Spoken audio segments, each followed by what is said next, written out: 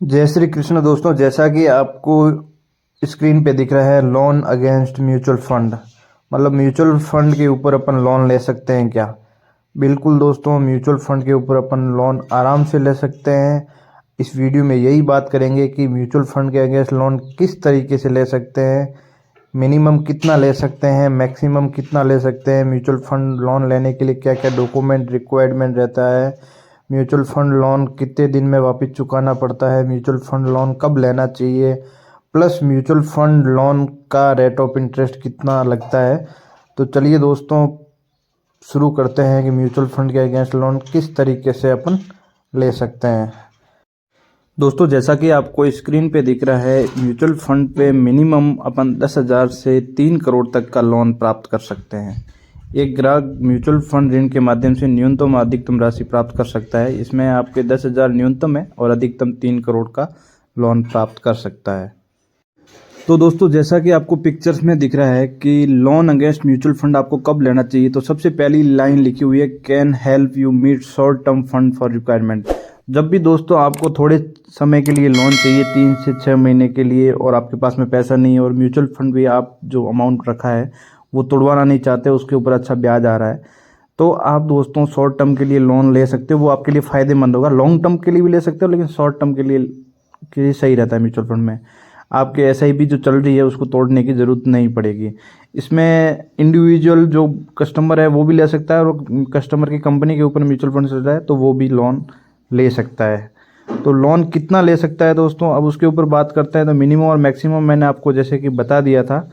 अब जो आप लोन लोगे वो आपको जिस भी बैंक में लोगे, तो वो बैंक पे आपके जो म्यूचुअल फंड के यूनिट्स होंगे, जो आप म्यूचुअल फंड आपने रखा हुआ है, वो आपको वहाँ पे गिरवी रखना पड़ेगा दोस्तों।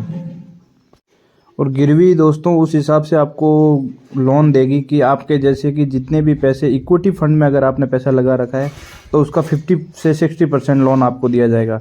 जैसे आपके 10 लाख रुपए इक्विटी फंड में लगाए हुए हैं तो आपको उसके ऊपर 5 से 6 लाख रुपए लोन मिल जाएगा।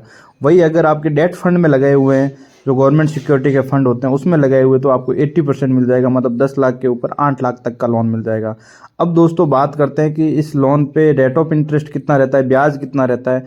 तो दोस्तों ये होम लोन से 2 से 3% ज़्यादा ब्याज रहता है। जैसे होम लोन पे 8.5 का ब्याज रहता है, तो इसमें आपको 11.5% का ब्याज लगेगा।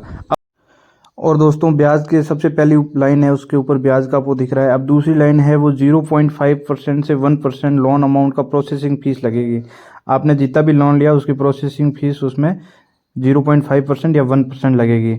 और एनुअल रिन्यूअल चार्ज आपको 1,000 से 5,000 के बीच में लगेगा इसके ऊपर लोन लोगे तो। इंटरेस्ट पे भी रेगुलरली, आप जैसे आपके लोन ले रखा है उसके ऊपर हर साल में जितना भी ब्याज आता है वो आप ब्याज भर सकते हो, बाकी लोन का अमाउंट ऐसा वैसा रहेगा। और जब तक आप पूरा लोन नहीं भरोगे तब तक आपके जो म्यूचुअल फंड की यूनिट्स होगी वो आप बेच भी नहीं सकते हो, वो बैंक के पास में गिरवी रहेगी। अब दोस्तों म्यूचुअल फंड के ऊपर लोन लेने के लिए क्या क्या एलिजिबिलिटीज़ चाहिए, आपको क्या क्या डॉक्यूमेंट चाहिए, उसके बारे में बात करते हैं। तो दोस्तों डॉक्यूमेंट के अंदर आपको सबसे पहले एक एप्लीकेशन फॉर्म होता है लोन का, वो आपको चाहिएगा। पासपोर्ट साइज फ़ोटोग्राफ चाहिएगी। लेटेस्ट इनकम टैक्स रिटर्न की कॉपी चाहिएगी आपको। आईडी प्रूफ में जैसे ड्राइविंग लाइसेंस हो गया, आधार कार्ड हो गया, पासपोर्ट साइज फ़ोटो हो गया, वोटर आईडी कार्ड हो गया, वो आपको आइडेंटिटी प्रूफ में चाहिए। और एड्रेस प्रूफ में भी आपका आधार कार्ड चलेगा।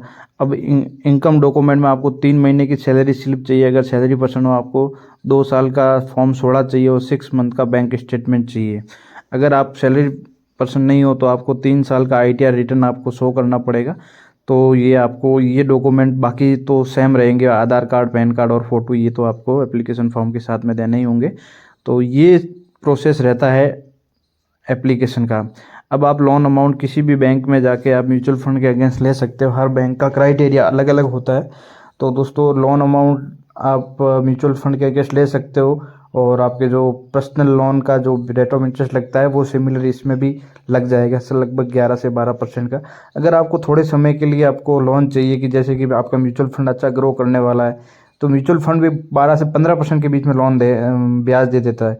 तो आप अगर लोन लेना चाहते हो तो बिल्कुल आप ले सकते हो। अगर आपको मेरी वीडियो अच्छी लगी हो तो वीडियो को लाइक एंड सब्सक्राइब ज़रूर करें।